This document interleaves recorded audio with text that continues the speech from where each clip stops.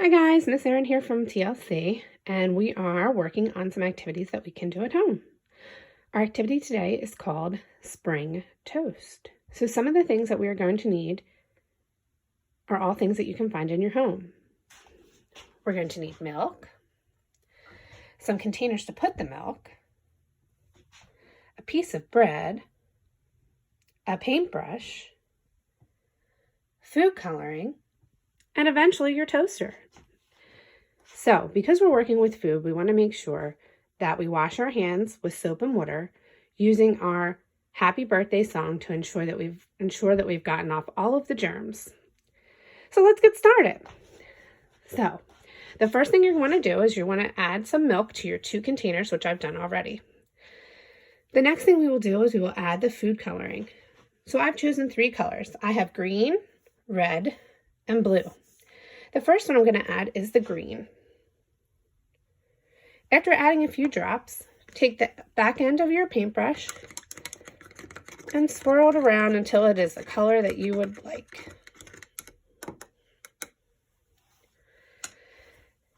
Next, because we are working on the color purple this month, I'm going to be adding our red and blue together to make purple. Did you know that? Did you know that red and blue together make the color purple? Well, let's see. So we're going to add 2 drops of red with 2 drops of blue. We're going to take our paintbrush again.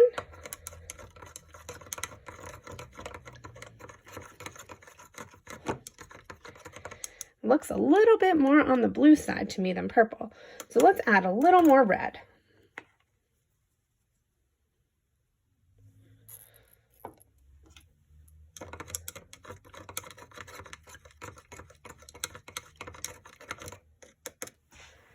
All right, and now comes the fun part.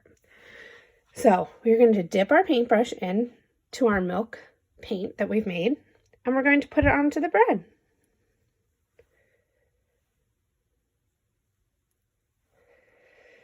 Now you want to be careful when you're working with the bread to not put too much milk because it'll get very soggy. Because it's springtime, I am going to make a beautiful garden here.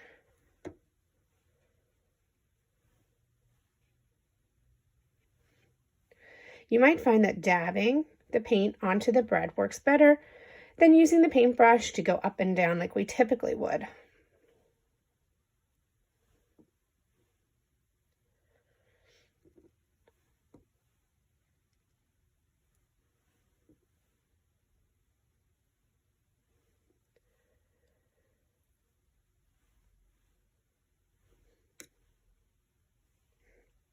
Okay, so I've made my grass and my stem for my flower. Now I'm going to get the purple and make our flower.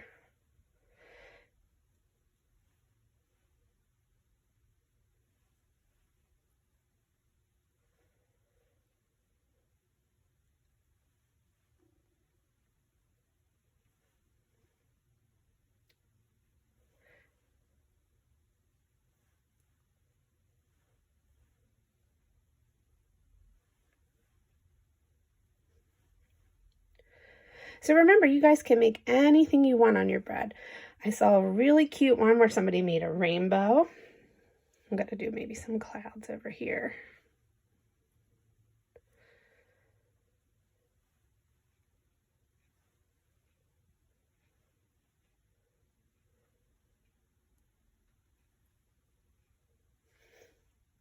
And maybe some other little flowers down here.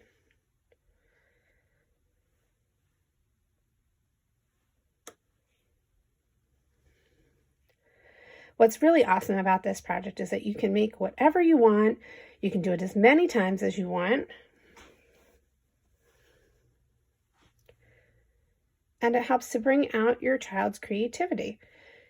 This is also a great activity to do after you've taken a nature walk so that they can maybe remind them of some things that they saw on their nature walk and make it from there. So that's my flower. And the last thing you want to do is after you've all done painting on it, you're going to put it in your toaster and toast it until your heart's desire. When your bread is done toasting, add some butter and enjoy with your breakfast. Best part about this activity is you get to eat it.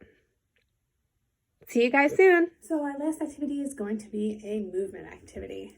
And for this movement activity, you're going to need a few things. You're going to need some toilet paper rolls like I have here. And some other materials. I have flowers because it's spring. And then I also have our bunnies that we talked about that we used earlier this week. So for this movement activity, what you're going to need to do is you're going to get your toilet paper rolls. Now, you can simply have your kids decorate the toilet paper rolls for this, or you can add a second piece of academic to it and add something like color. So I've added some colors on here. And what you're going to do is you're going to place them on your wall. I'm using some Scotch tape. It might not be the best, but you need a little bit of a thicker tape because we're going to be putting things inside them. So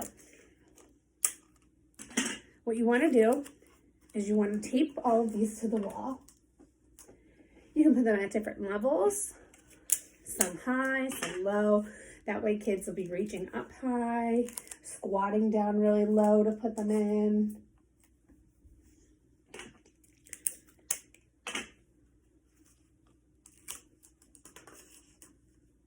Okay. So we have up our vases, we'll say.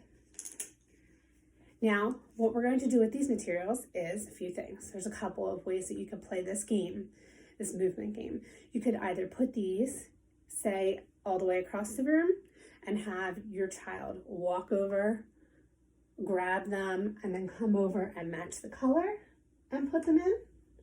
Or you could give a directive to have them do something specific, a hop, a skip, a jump, crawl. Be really interesting to have them have to crawl back with the flower in their hand, because this activity is all about balance and being able to hold on to something and do an activity at the same time. So we have a green, we'd match to the green. You could also use it with the bunnies like I talked about earlier by putting on the words. So we have spring instead of the color.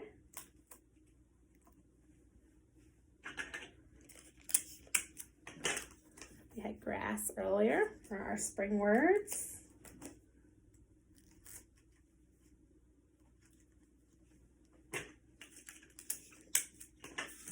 And rain.